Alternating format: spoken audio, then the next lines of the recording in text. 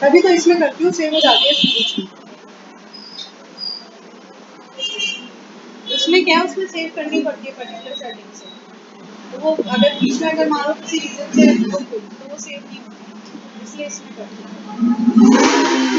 और इसमें ये वाली दिक्कत आ जाती है, और कोई नहीं, सेव हो जाता है तुम्हारा कंसेप्ट। ओके, हम सब्सटेंसेस की बात कर रहे थे, तो हम सब्सटेंसेस को जो है वो उनकी टेंडेंसी के बेसिस पे कि वो इलेक्ट्रिसिटी को कंडक्ट करते हैं या नहीं करते, उस बेसिस में हम इसको क्लासिफाई करते हैं conductors, insulator and semi conductor, right. हमने इनको क्या किया, हमने इनको 3 कैटेगरी में जो है वो आपके पास में क्लासिफाई किया सब्सटेंसेस को, conductor, insulator and semi conductors के बेसिस पे। देखो इसी पुरानी डेफिनेशन है, वही डेफिनेशन रहेगी, उसमें कोई चेंज नहीं आएगा, बस अब हम रीजन पढ़ेंगे कि ऐसा क्यों होता है। कंडक्टर्स क्या होते हैं, हमें पता है कंडक्टर्स वो सब्सटेंसेस हैं जिसमें कि इलेक्ट्रिक करंट आपस में आसानी से फ्लो कर सकता है, राइट। Conductors क्या है? Conductors are those substances in which electric charges can easily flow. Substances in which electric charges, जब इलेक्ट्रिक चार्जेस की बात कर रहे हैं मतलब किसकी बात कर रहे हैं, करंट की बात कर रहे हैं, किसकी बात कर रहे हैं, करंट की बात कर रहे हैं आपके पास। तो कंडक्टर क्या है आपके पास में, कंडक्टर वो सब्सटेंसेस हैं आपके पास में जिनमें की इलेक्ट्रिक चार्जेस आपके पास में इजीली फ्लो कर सकते हैं। क्या कर सकते हैं, इजीली फ्लो कर सकते हैं आपके पास में, हमें उसमें कोई खास मेहनत नहीं करनी पड़ती है। और जितने भी मेटल्स हैं आपके पास में वो सारे के सारे आपके पास क्या है, कंडक्टर्स हैं। मेटल्स क्या है आपके पास में, कंडक्टर्स है, ऑल मेटल्स आर कंडक्टर्स। तो सवाल आता है व्हाई, भाई मेटल्स में ऐसा क्या खास है कि मेटल्स जो है वो एक कंडक्टर की तरह बिहेव करते हैं। अब अगर आपको जो है वो किसी भी चीज को फ्लो कराना है, क्या करना है, आपको किसी चीज को फ्लो कराना है, तो भाई उस चीज को फ्लो कराने के लिए उसमें पर्टिकुलर एक कोई कैपेसिटी भी होनी चाहिए, यस और नो। जैसे देखो हम जो है वो बोर्ड बनाते हैं आपके पास में, 9th में पढ़ा था आर्किमिडीज प्रिंसिपल। तो जब हम बोर्ड बनाते हैं आपके पास में तो हम उसकी एक पर्टिकुलर शेप रखते हैं कि वो वाटर करंट को पार करते हुए, वो आगे से कोनिकल होती है कि वो उसको पार करते हुए आगे की तरफ बह सके, साथ ही हम उसको अंदर से हॉलो बनाते हैं जिससे कि उसकी डेंसिटी जो है वो रिड्यूस हो जाए और वो फ्लोट करे, राइट। ऐसे जो हमारे पास कंडक्टर्स होते हैं इनकी जो स्पेसिफिक क्वालिटी है वो आपके पास में है फ्री इलेक्ट्रॉन्स, कि जितने भी हमारे कंडक्टर्स होते हैं इन कंडक्टर्स के पास में प्रेजेंट होते हैं क्या, फ्री इलेक्ट्रॉन्स। क्या प्रेजेंट होते हैं आपके पास में, फ्री इलेक्ट्रॉन्स। एंड ये फ्री इलेक्ट्रॉन्स चार्ज कैरियर्स की तरह बिहेव करते हैं, किसकी तरह, चार्ज कैरियर्स की तरह आपके पास में बिहेव करते हैं। जैसे देखो आप ले लो, मान लो ये आपके पास में सोडियम का ही ले लो, Na+, हमें पता है सोडियम आयनिक फॉर्म में कैसे रहता है, Na+ आपके पास में। तो सोडियम का एटॉमिक नंबर है क्या, 11। सोडियम का एटॉमिक नंबर क्या है, 11। मतलब इलेक्ट्रॉनिक कॉन्फ़िगरेशन देखें तो 2 8 11। इलेक्ट्रॉनिक कॉन्फ़िगरेशन क्या है, सॉरी 2 8 1, 11 क्यों लिख दिया मैंने, 2 8 1। वेरी गुड दोस्त, तेरा ये जो लोग था ना उससे बताया मैंने कुछ गलत लिख दिया, मतलब तू अटेंटिव था, वेरी गुड। तो सोडियम का एटॉमिक नंबर है 11, मतलब उसका जो इलेक्ट्रॉनिक कॉन्फ़िगरेशन है वो कितना है, 2 8 1। इसका एटॉमिक इलेक्ट्रॉनिक कॉन्फ़िगरेशन क्या आपके पास में, 2 8 1।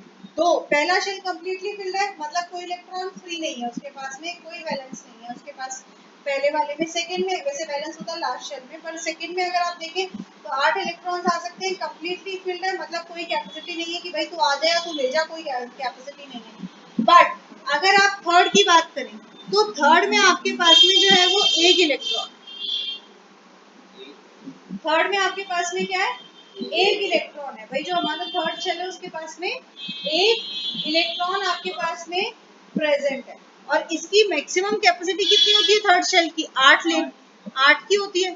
मतलब ये अपने आप को पूरा खाली करने के लिए एक देगा या किसी से 7 ले लेगा। अब 7 लेना आसान नहीं, तो क्या कहेगा, ये एक ले जाओ, क्या कहेगा, ये एक ले जाओ। देने के कारण ही इसमें पॉजिटिव चार्ज आता है और इस कारण से सोडियम बनाता है एक पॉजिटिव आयन। सोडियम क्या बनाता है? एक पॉजिटिव आयन। इसी तरीके से जितने भी मेटल्स हैं वो सारे यही प्रॉपर्टी शो करेंगे। दैट मींस मेटल्स कैसे आयन बनाएंगे? मेटल्स कैसे आयन बनाएंगे? Positive ion. कैसे आयन बनाएंगे? Positive ion. तो सारे बोलो ना, एक ही क्यों बोल रहा है? कैसे आयन बनाएंगे? Positive ions. इसीलिए हम कहते हैं metals are electropositive in nature. Metals क्या है? इलेक्ट्रोपॉजिटिव इन नेचर में है। So why metals are good conductor of electricity, या why metals are known as conductors of electricity? क्यों? Because metals are electropositive in nature. Metals क्या है आपके पास में? इलेक्ट्रोपॉजिटिव है नेचर में। That means they have free electrons and these free electrons act as charge carriers and helps in the flow of electricity या electric current. आपके पास समझ में आ रही है बात? राइट। और हमें पता है कि मैटर जो है वो बहुत छोटे छोटे पार्टिकल से मिलकर बना हुआ है। मतलब एक कंडक्टर में ऐसे आपको जो है वो बतेरे जो है वो फ्री इलेक्ट्रॉन्स मिलेंगे जो कि इलेक्ट्रिसिटी को कंडक्ट करने में मदद करेंगे। मतलब एक एंड से इलेक्ट्रॉन को दूसरे एंड तक ले जाने में आपके पास में मदद करेंगे। That is charge particle is flowing. मतलब क्या प्रोड्यूस हो रहा है? इलेक्ट्रिसिटी प्रोड्यूस हो रहा है। क्या प्रोड्यूस हो रहा है? इलेक्ट्रिसिटी प्रोड्यूस हो रही है। इतनी चीज समझ में आ गई? आए ना? तो जरा जोर से बोल लो भाई, व्रत मेरा है या तुम्हारा है? नहीं लग रहा है। कल भी था, आज भी था, दूसरा दिन है। सिल्वर, कॉपर, एल्यूमिनियम, ये हमारे जो है वो कंडक्टर्स है जिनको जो है वो मोस्टली यूज करते हैं। कौन कौन से? Silver, copper, aluminium. ये मेनली यूज कंडक्टर्स है जो इलेक्ट्रिसिटी में आपके पास में इस्तेमाल किए जाते हैं। अब हम बात करते हैं एक और सब्सटेंस आपके पास आता है, ग्रेफाइट। क्या है आपके पास में? ग्रेफाइट। कार्बन जो है वो नेचर में एलोट्रोपिक फॉर्म में एग्जिस्ट करता है। मतलब एक एलोट्रोपिक फॉर्म क्या होता है आपके पास में कि वो एक से ज्यादा अपने स्ट्रक्चरल फॉर्म में आपके पास में एग्जिस्ट करता है। तो कार्बन नेचर में जो है वो आपके पास में 3 एलोट्रोपिक फॉर्म में एग्जिस्ट करता है। जैसे हमारे पास है डायमंड और साथ में आता है आपके पास में ग्रेफाइट। क्या आता है आपके पास में? ग्रेफाइट आपके पास में। अब ये जो हमारे पास में जो कार्बन है आपके पास में, पहले मुझे बताओ कार्बन एक मेटल है नॉन मेटल है?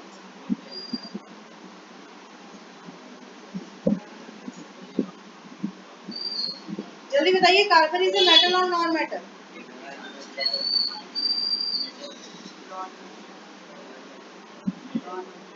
Non metal. कार्बन एक नॉन मेटल है आपके पास में। कार्बन क्या है आपके पास में? एक नॉन मेटल है। पर एक्सेप्शन है आपके पास में ये कि कार्बन आपके पास में, हमने कहा भी कंडक्टर्स क्या है? कंडक्टर्स आपके पास में मेटल्स होते हैं।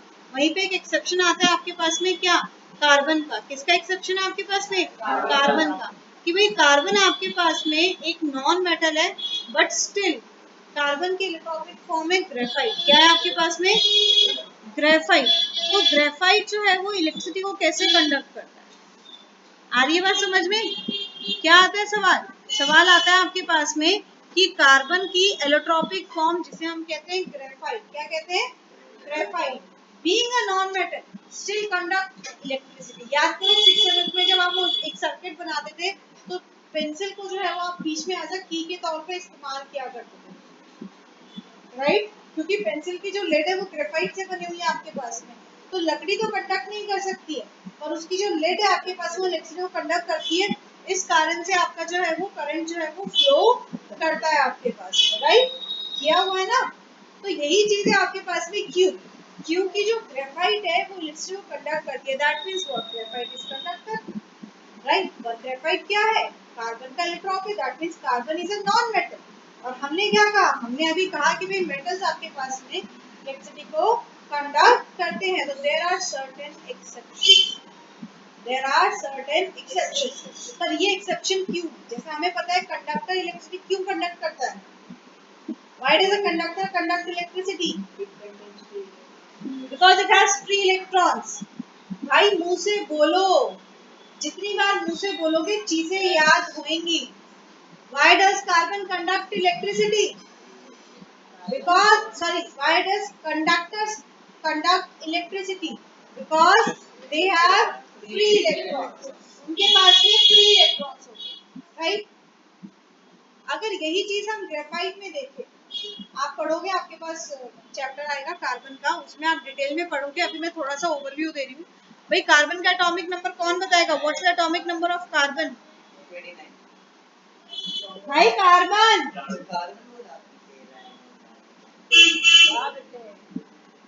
खूब तरक्की कर रहे हो। 6, वेरी गुड। कार्बन का एटॉमिक नंबर क्या है? 6। आज तो पहाड़ी पढ़ के आया है हमारा माटी का। ओ सॉरी, मतलब मेरे लिए तो वही है, तू समझ जाएगा, तुझे ही बोल रही हूँ। मुझे वो रटता नहीं, कहीं से नहीं लगता। एक बार सुशील भैया ने तो बताया था 29 किसका होता है, मुझे याद था। तो मैं कॉपर ही बोल रही थी, अभी चुप रहोगे तो मेरा ध्यान दो। कार्बन की बात कर रहे हैं। कार्बन का एटॉमिक नंबर क्या है? 6। इलेक्ट्रॉनिक कॉन्फ़िगरेशन देखें तो इलेक्ट्रॉनिक कॉन्फ़िगरेशन आ जाता है आपके पास में 2 4। क्या आ गया आपके पास में? 2 4। मतलब इसको पूरा भरने के लिए 4 इलेक्ट्रॉन चाहिए और पूरा खाली होने के लिए भी 4 चाहिए। अब हम कहते हैं भाई आसान क्या है, भाई दोनों ही बात बराबर है। उसके पास 4 देने में भी उतनी एनर्जी चाहिएगी और 4 लेने में भी उतनी एनर्जी देगी। तो कार्बन कहता है हट पर है, मैं ना 4 दे रहा ना मैं 4 ले रहा, मैं तो 4 शेयर करूंगा। तो कार्बन क्या करता है? शेयरिंग करता है। कार्बन क्या करता है? शेयरिंग ऑफ इलेक्ट्रॉन करता है। इसके बारे में हम डिटेल में पढ़ेंगे तुम्हारे 5th चैप्टर में आपके पास। तो ये क्या करता है? 4th चैप्टर में, सॉरी। तो ये क्या करेगा? ये शेयरिंग ऑफ इलेक्ट्रॉन करेगा। क्या करेगा? Sharing of electron. शेयरिंग का मतलब क्या हुआ? ना ही पूरा इलेक्ट्रॉन किसी को देगा, ना ही पूरा किसी से लेगा। तो क्या इस पे कोई चार्ज आएगा? ना, इस पे कोई चार्ज नहीं आएगा आपके पास में, क्योंकि इलेक्ट्रॉन तो अपने एरिया से बाहर जा ही नहीं रहा। कुछ भी नहीं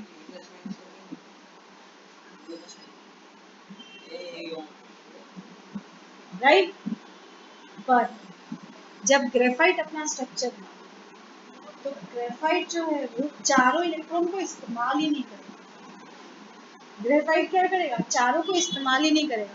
जैसे देखो मैंने बनाया CH, तो कार्बन के पास 4 इलेक्ट्रॉन थे आखिर में। कार्बन ने हाइड्रोजन के एक एक इलेक्ट्रॉन के साथ अपना एक एक इलेक्ट्रॉन शेयर कर दिया, राइट। ऐसे अगर मान लो कार्बन कार्बन के साथ ही बॉन्डिंग कर रहा है, कार्बन क्या कर रहा है? कार्बन कार्बन के साथ ही बॉन्डिंग कर रहा है। ये ज्यादा डिटेल में तुम अपने कार्बन वाले चैप्टर में पढ़ोगे, मैं सिर्फ तुम्हें अभी इसका फ्री इलेक्ट्रॉन वाला कंसेप्ट समझाने के लिए थोड़ा सा बता रही हूँ। तो जो डायमंड का स्ट्रक्चर होता है वो कैसा होता है? डायमंड में क्या होता है? प्योरेस्ट फॉर्म ऑफ कार्बन है आपके पास में, जहां कार्बन कार्बन ही एटम के साथ जुड़ा है और किसी के साथ नहीं जुड़ेगा। तो कार्बन के आउटर मोस्ट शेल में कितने इलेक्ट्रॉन्स हैं? भाई 4 इलेक्ट्रॉन है। तो ये कार्बन क्या करेगा?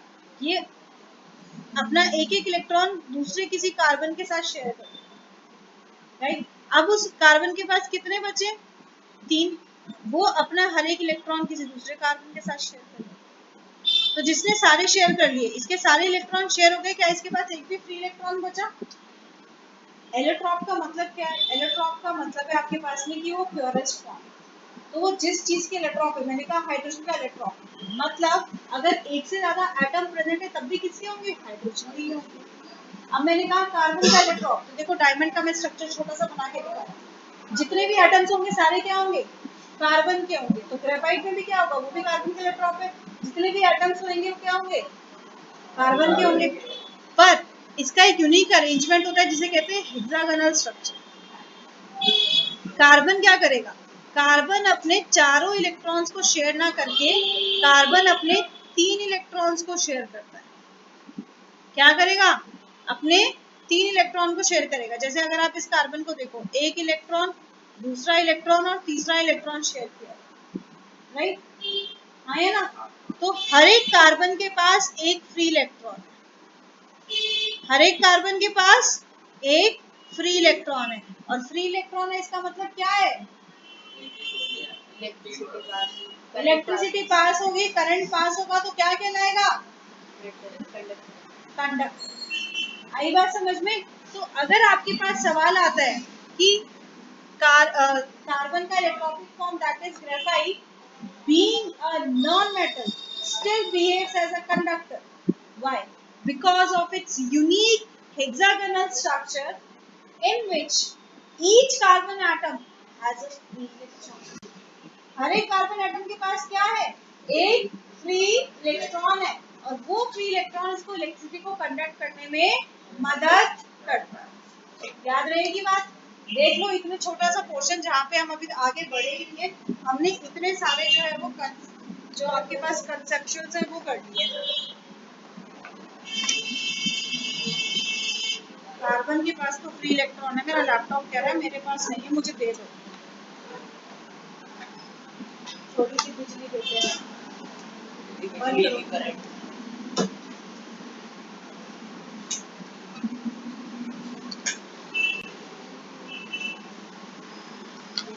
समझ में आ गई बात? हाँ या ना? इतनी चीजों में जो भी मैंने आपको पॉइंट बोले याद रहेंगे? बच तो नहीं हो रहे?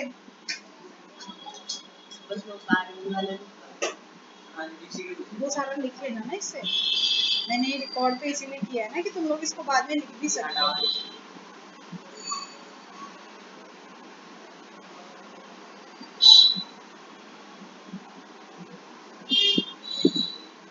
ठीक है, ओके। तो इधर ध्यान दो, हमारी ह्यूमन बॉडी भी जो है वो एक गुड कंडक्टर है आपके पास में इलेक्ट्रिसिटी का, इसीलिए जब आप डायरेक्ट छूते हो तो आपको करंट लग जाता है आपके पास। क्यों भाई? ह्यूमन बॉडी में कार्बन बहुत ज्यादा अमाउंट में आपके पास में प्रेजेंट है, राइट? तो आपके पास कई सवाल बन जाते हैं आपके पास, जैसे यहाँ बन जाता है आपके पास में what are free electrons. Free electrons क्या है आपके पास? भाई हमारे पास जितने भी मेटल्स हैं आपके पास में, या कोई भी ऐसा सब्सटेंस जो कि इलेक्ट्रिसिटी को कंडक्ट कर सकता है, उसके पास कुछ ऐसे इलेक्ट्रॉन्स है, those are loosely bound to the nucleus. क्या है आपके पास में? कुछ ऐसे इलेक्ट्रॉन्स हैं, those are loosely bound to the nucleus, and these are known as free electron. समझ में आ गई बात? इंग्लिश में बता दूं तो there are many substances present in our environment which conduct electricity. Why? Because they have some electrons which are loosely bound to their nucleus, and these electrons help them in conducting electricity or in making the electric charges to flow, and thus they are known as free electrons. ऐसे आपके पास में यहाँ पे question बन सकता है कि भाई आपके पास ओनली कंडक्टर्स ही क्यों इलेक्ट्रिसिटी को कंडक्ट करते हैं, बाकी सब्सटेंसेस नहीं करते? अगर आपके पास सवाल आता है भाई दिस कंडक्ट्स इलेक्ट्रिसिटी बाय, कुछ नहीं समझ में आ रहा ना उस सब्सटेंस के बारे में, तो सीधी सी बात लिख दो, because this substance has free electrons therefore this conducts electricity. समझ में आ रही बात? सवाल आता है भाई wood does not conduct electricity because it does not have free electrons. आ रही बात समझ में? तो अगर कोई चीज इलेक्ट्रिसिटी को कंडक्ट कर रहा है तो क्यों कर रहा है? क्योंकि उसके पास फ्री इलेक्ट्रॉन्स प्रेजेंट है। अगर कोई चीज नहीं कर रहा है तो क्यों नहीं कर रहा है? बिकॉज उसके पास फ्री इलेक्ट्रॉन्स प्रेजेंट नहीं है। जैसे एग्जांपल लो, आपने लिया एक पिंच ऑफ सॉल्ट NaCl, आपने लिया एक पिंच ऑफ सॉल्ट NaCl, और आपने इसको बैटरी के टर्मिनल से कनेक्ट कर दिया। कहता मैं तो बिजली करके रहूंगा, यहाँ पे बल्ब मेरा ग्लो करेगा। बेटा घंटा बैठ जाओ, क्या बल्ब ग्लो करेगा? अब कर दो तुम इस पिंच ऑफ सॉल्ट को ऐड वाटर में, अब क्या होगा? बल्ब ग्लो करेगा? ऑब्वियसली ग्लो करेगा, क्योंकि जब आपने इसको वाटर में डाला तो आपके पास एक एक्वस सॉल्यूशन तैयार हो गया। क्या हो गया? एक एक्वस सॉल्यूशन तैयार हो गया, जिसमें आपके पास मिल गया Na+Cl-। क्या मिला? Na+Cl- आपके पास में ये प्लस आ गया, मतलब क्या आ गए भाई? फ्री इलेक्ट्रॉन्स आ गए। क्या आ गए? फ्री इलेक्ट्रॉन्स आ गए। तो सॉल्ट सॉल्यूशन या एक्वस सॉल्यूशन इलेक्ट्रिसिटी को कंडक्ट करते हैं, बट उनका जो सॉलिड फॉर्म है वो इलेक्ट्रिसिटी को कंडक्ट नहीं करता। दूसरा सवाल आपके पास में कि जो सॉल्ट है आपके पास में वो एक्वस फॉर्म में इलेक्ट्रिसिटी को कंडक्ट करते हैं, but not in solid form or not in dry form. Q? Because they do not have free electron. When they are combined in aqueous form, they combine with the ions present in water, that is H plus and OH minus ions, to form Na plus and Cl minus, मतलब जो भी आपका salt है उसके content को, and thus they have free electrons which helps them to conduct electricity. समझ में आ गई बात? तो घुमा फिरा के कहने की बात एक ही है, बिजली कंडक्ट हो रही है, बिजली फ्लो हो रही है, क्यों? क्योंकि उसके पास फ्री इलेक्ट्रॉन्स हैं। नहीं हो रही है, क्यों नहीं हो रही है? क्योंकि उसके पास फ्री इलेक्ट्रॉन्स नहीं है आपके पास में। समझ में आ गई बात? हाँ या ना? यहाँ तक कोई डाउट है? चलिए, बहुत अच्छी बात है। बेस्ट कंडक्टर की बात करें तो silver is your best conductor, इसीलिए जो सोलर पैनल्स वगैरह बनाए जाते हैं उसमें हम सिल्वर का जो है वो इस्तेमाल करते हैं। It is the best conductor आपके पास में। नेक्स्ट आता है इंसुलेटर्स आपके पास। तो इंसुलेटर्स आपके पास क्या है, जिनमें से करंट फ्लो नहीं करेगा। क्यों नहीं फ्लो करेगा? बिकॉज उनके पास कोई फ्री इलेक्ट्रॉन नहीं होता है। समझ में आ गई बात? Now there are certain substances जिन्हें हम कहते हैं सेमी कंडक्टर्स। क्या कहते हैं हम? Semi conductors. इनको सेमी कंडक्टर क्यों कहा जाता है? इनकी जो कंडक्टिविटी है वो लाई करेगी आपके पास में कंडक्टर और सेमी कंडक्टर के बीच में। ना ही बहुत ज्यादा अमाउंट ऑफ इलेक्ट्रिसिटी को कंडक्ट करेंगे और ना ही जीरो अमाउंट ऑफ इलेक्ट्रिसिटी को कंडक्ट करेंगे। मतलब they will conduct some amount of electricity. इनमें से कुछ अमाउंट जो है वो आपके पास में electric charge, electric current flow कर पाएगा। तो इन्हें कहा जाता है सेमी कंडक्टर, जैसे सिलिकॉन, जर्मेनियम।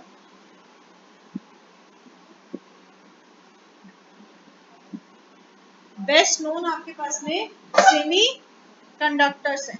आ गई बात समझ में आपके पास में? हाँ या ना? ऐसे कंडक्टर्स और इंसुलेटर्स में अगर डिफरेंस करो तो वो छोटा वाला घिसा पिटा बच्चों वाला डिफरेंस मत कर देना। पहला हो गया कंडक्ट इलेक्ट्रिसिटी, दूसरा डज नॉट कंडक्ट इलेक्ट्रिसिटी। दूसरा मेटल में हो गया it has free electrons, it has no free electrons. Third, the electrons in a conductor are loosely bound to the nuclear, but insulator में the electrons in a nucleus are tightly bound to the nucleus of the atom. Tightly bond है, इस कारण से वो electricity को conduct नहीं कर पाता है। समझ में आ गई बात? राइट। हम इतने देर से चार्ज पार्टिकल्स की बात कर रहे हैं। तो एटम में जो चार्ज पार्टिकल्स है आपने पढ़ा हुआ है थोड़ा सा, नाइन्थ में, ज्यादा डीप जाने की जरूरत नहीं है। एटम में जो चार्ज पार्टिकल्स आपके पास में प्रेजेंट है वो दो टाइप्स के होते हैं आपके पास में। नेगेटिवली चार्ज पार्टिकल्स जिन्हें कहा जाता है इलेक्ट्रॉन्स, और पॉजिटिवली चार्ज पार्टिकल्स जिन्हें कहा जाता है प्रोटॉन्स। प्रोटॉन्स जो है वो न्यूक्लियस के अंदर आपके पास में प्रेजेंट होते हैं।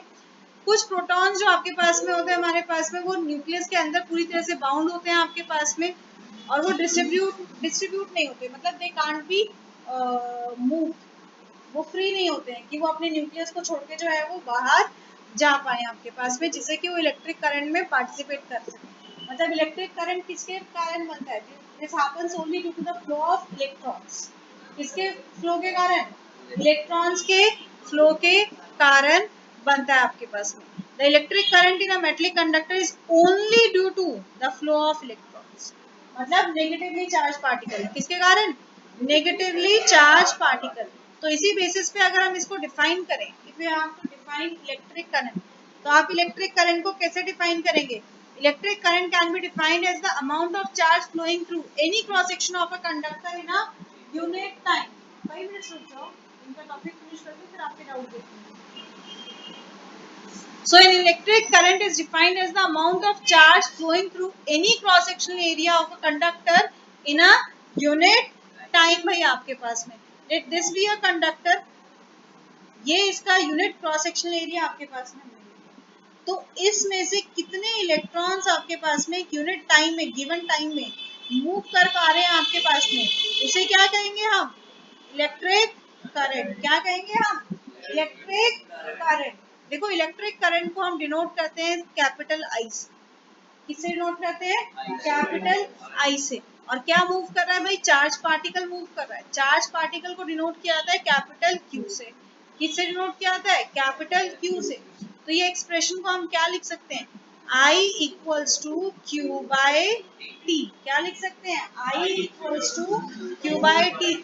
मतलब करंट का फॉर्मूला क्या आ गया? Q by T, that is charge upon time, total charge upon time. कि भाई कितने टाइम में आपने जो है वो कितने इलेक्ट्रॉन्स को मूव किया है। बाय डेफिनेशन ही देख लो, amount of charge flowing through any cross section area in a unit time, कि आपने यूनिट टाइम में कितने को फ्लो किया है। समझ में आ गई बात?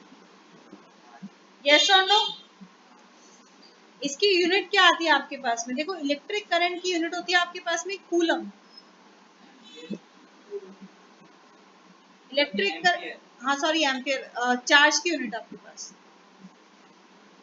चार्ज की यूनिट क्या है आपके पास में? कूलम। क्या है आपके पास? कूलम।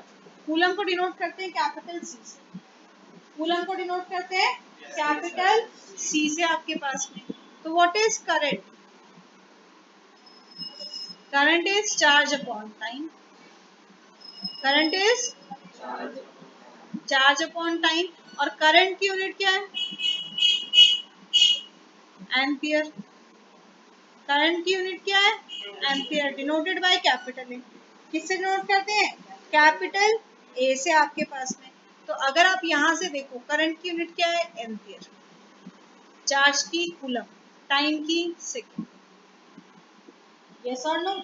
तो what is the unit of electric current? It is ampere and it can be defined as coulomb per second. कैसे डिफाइन कर सकते हैं? Coulomb per second. मतलब अगर मैं यूनिटी के हिसाब से देखूं, मैंने कहा 1 एम्पियर करंट सप्लाई हो रहा है। क्या हो रहा है? 1 एम्पियर करंट सप्लाई हो रहा है। That means what? 1 ampere current का मतलब है कि किसी भी कंडक्टर में से 1 सेकेंड में 1 कूलम चार्ज आपके पास में मूव करके जा। आ रही है बात समझ में? What is 1 ampere? 1 ampere is the amount of current. What is 1 ampere? कई बार आता है ये। 1 एम्पियर क्या है? 1 ampere is the amount of current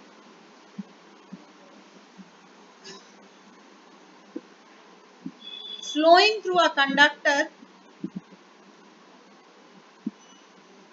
flowing through a conductor when 1 coulomb charge moves through it in 1 second.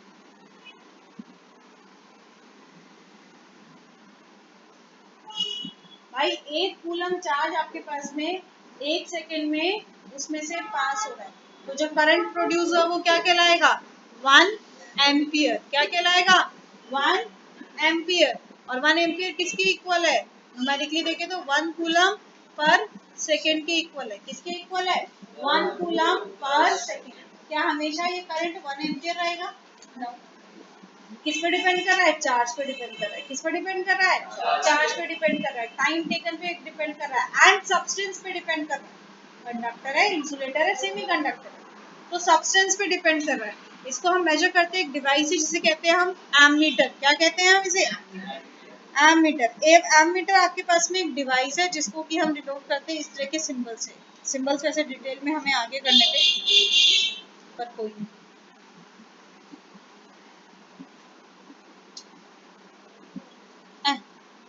करूँ वाला काम होगा मेरे साथ। This is an ammeter. इसके दो टर्मिनल होते हैं, एक पॉजिटिव टर्मिनल और एक नेगेटिव टर्मिनल आपके पास। तो एमीटर को हम कनेक्ट करते हैं क्यों? To measure the amount of current passing through the circuit. भाई उस सर्किट में से कितना करंट पास हो रहा है? पासिंग। तुम्हारे मीटर को देखना है, इलेक्ट्रिक मीटर को क्या करता है? करंट को तो मेजर करता है पासिंग थ्रू द सर्किट। बस इस टॉपिक पे खत्म करो, मुझे पता है इतनी बैटरी है तुम्हारे पास में। कोई नहीं, इसको तो पूरा कर लो। और इस एमीटर को हमेशा हम कनेक्ट करेंगे कैसे? सीरीज में। कैसे कनेक्ट करेंगे? सीरीज में। दो तरह के कनेक्शंस होते हैं आपके पास में, एक होता है सीरीज और एक होता है पैरेलल। एक होता है सीरीज और एक होता है पैरेलल। चैप्टर के आखिर में ये टॉपिक है, पर थोड़ा सा यहाँ समझ लो सीरीज क्या होता है। एक वायर है आपके पास में, उसके एंड से ए बी, दूसरा वायर है जिसके एंड से सी डी। जब आपने ऐसे कनेक्ट किया कि पहले वायर का जो एंड पॉइंट है वो दूसरे वायर के स्टार्टिंग पॉइंट से कनेक्टेड है। मतलब हमने क्या किया, हमने बी को सी से कनेक्ट कर दिया। इस तरह के अरेंजमेंट को कहते हैं सीरीज अरेंजमेंट। क्या कहेंगे? Series arrangement. तो इसमें यहाँ से जितना करंट आया, मान लो 10 एम्पियर करंट आया, तो पास होके पूरा 10 एम्पियर करंट जाएगा आपके पास, आया ना। पर अगर आपने अरेंजमेंट इस तरह से किया कि पहले के एंड पॉइंट के साथ कनेक्ट किया और स्टार्टिंग पॉइंट स्टार्टिंग के साथ कनेक्ट किया, ये था आपके पास ए और बी और सी और डी। आपने ए को सी के साथ कनेक्ट किया और बी को डी के साथ कनेक्ट किया। अब यहाँ पीछे से मान लो आपके पास 10 एम्पियर करंट आया, तो जब करंट इस जंक्शन पे आएगा तो कुछ करंट यहाँ जाएगा और कुछ करंट यहाँ पे जाएगा आपके पास में। मतलब करंट क्या हो रहा है? डिवाइड हो रहा है। करंट क्या हो रहा है आपके पास में? डिवाइड हो रहा है। तो इसे कहते हैं हम पैरेलल अरेंजमेंट। क्या कहते हैं? Parallel arrangement. अच्छा, किसमें ज्यादा अमाउंट ऑफ करंट फ्लो करेगा, सीरीज में या पैरेलल में? वेरी गुड, सीरीज में। क्योंकि जितना था उतना ही आगे पहुंचा दिया ना। उसने क्या किया, उसने बांटा, दो हिस्सों में तोड़ दिया। पर सीरीज ने क्या किया, जितना था उतना ही आगे पहुंचा दिया आपके पास। तो एमीटर सीरीज में क्यों कनेक्ट किया होता है? Because in series the amount of current is maximum. Series में क्यों कनेक्ट करते हैं? क्योंकि सीरीज में अमाउंट ऑफ करंट क्या होता है? मैक्सिमम। और एमीटर को क्या मेजर करना है? करंट। तो करंट मैक्सिमम होगा तभी तो सही सही अमाउंट दे पाएगा। समझ में आ गई बात? याद रहेगा पक्का वाला? हाँ जी, पढ़ के आना है।